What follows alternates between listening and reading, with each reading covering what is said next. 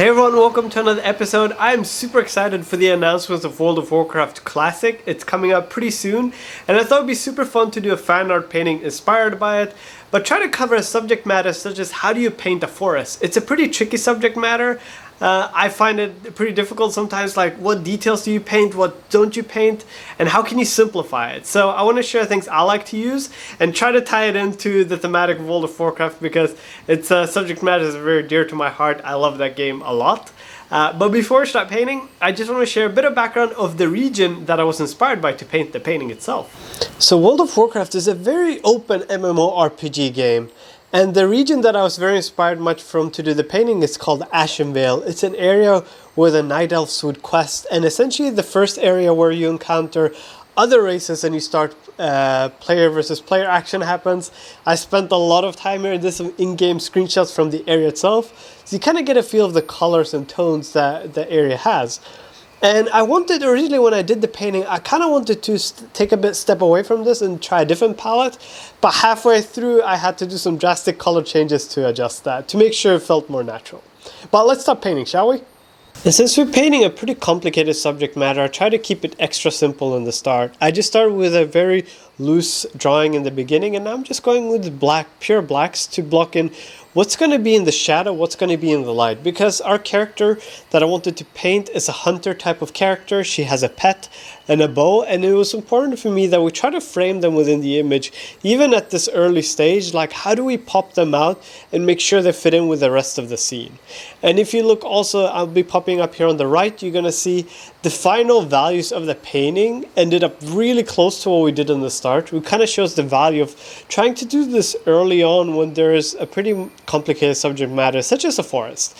I feel for other subject matters, it doesn't work as well, but particularly for nature scenes, it works super good if just trying to block things out early like this, because you can suggest so much of that. And whenever I'm happy with it, I start just blocking in colors. I'm going to keep the black and white pretty far. I'm not going to use it too much other than as a guideline. I'll be painting on top of it, and I'm keeping the image really flat at this point.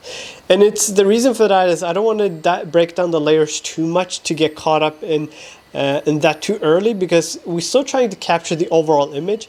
I'll be breaking down the layers a bit later, but for now I'm just keeping it very flat and just painting everything on top. The only thing I do need separated is the character themselves, but the background I'll be cutting it up into two pieces later. But for now we're just trying to capture the overall feel, and this is something I find really relieving whenever I'm painting like something as complicated as a forest, because we need to capture a lot of texture and a lot of noise. And it's a lot easier if we keep it as simple as possible, so we can just focus on that. Because for me the key is whenever I paint a forest themed image is we gotta suggest details that are not really there, because we can't paint every single leaf or every branch. So how do we do that? That's the tricky part. And if you look, for instance, at the image at the top right and my brush and how I'm painting, so I'm trying to suggest a lot of the details, but especially with nature thematics, there's a lot of tiny leaves and all small suggestions, so that's why I like to play around with the scatter option on the brush. You can get a lot of different effects like bubbles and stuff, which are also used in the image, but particularly for smaller leaf and when you want to get some more nature feel texture, it's super cool to just play around with those settings.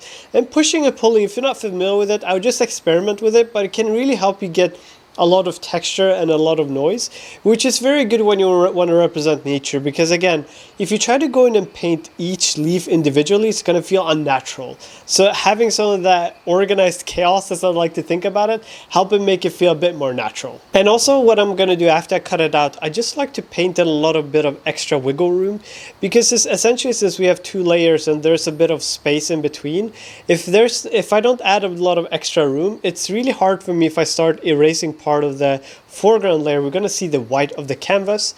There's a lot of different ways to go about it. I simply like to just add a bunch of extra wiggle room just so I can play around with it how I see fit without getting too worried that the white will pop through the image. And I'm also here, I'm just trying to add some more smaller details overall in the image. And especially when you want to paint tree, I think same principle as the leaves. It's like, how do we suggest the texture? If we look at a tree bark, there's a lot of texture. And I think with a bunch of brushes playing around with them, you can try and emulate some of that. And I think, especially for nature scenes, it's very important to get a lot of texture and noise in the image to try and make it feel more natural, because whenever you're in the nature there's so much detail and noise, but again we can't paint it all, so wherever we can I like to push suggestion and detail without actually going in and painting each thing individually. And I think that's important if you want to be able to paint a nature scene and try and make it feel more natural.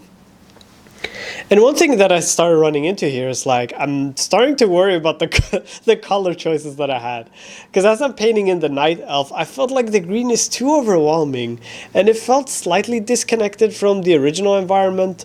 I wanted to do something different, but looking back at the what the region actually looks like, I felt like the colors weren't quite working and the night elf felt a bit out of place, especially because this region, Ashenvale, for me, it's a very specific type of feel that I want to capture, because that's how I felt in this area, and I didn't want to turn the image into a night scene. So whenever I don't know what to do, I like to work on something else in the painting. So as I was trying to figure out the character, I was thinking about that, and I decided to take a step back from the image, and I came back and changed the color palette completely.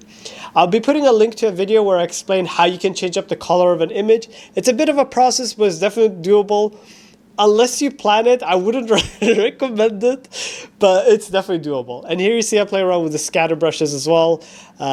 Same thing, like I want a bit of bubble, so I'm just playing with the scatter tool and just a hard round brush to try and emulate some of that. And I think also if you sometimes run into this problem where you feel like the colors for your scene is not quite working, I wouldn't fully panic, just take a step back. I took a break, I went and did some other things, and I came back and I was looking at it, and I was able to identify a bit better what quite wasn't working, because sometimes the tricky part is trying to figure out what's not working about the image and then try to find a solution.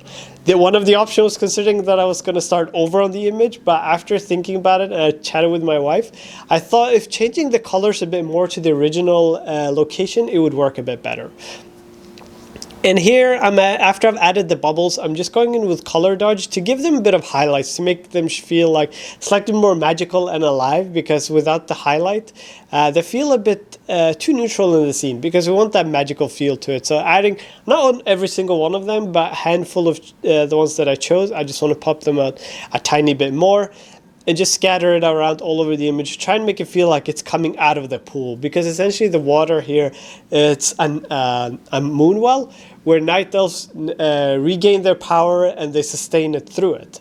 And I wanted to have slightly more magical feel to it. And I think we're going to wrap up the image with that. Again, I'll put a link to how you can change the color palettes in your scene. I also hope that sharing somehow different ways of playing around with the scatter tool in your brush set, you can emulate more nature texture. And I hope this will help you next time you try to tackle a similar subject matter. So thanks again for watching, and I hope you enjoyed it. I'll see you next time. Thank you so much for watching the episode. I hope you enjoyed it. I'm really curious to hear, do you have other methods you like to use when you paint forests or nature thematics? Let me know in the comment section below. I put up an episode each Friday as well, so if you subscribe, you'll be notified when it comes out. And also want to wish you a happy weekend, and I'll see you next time. Bye!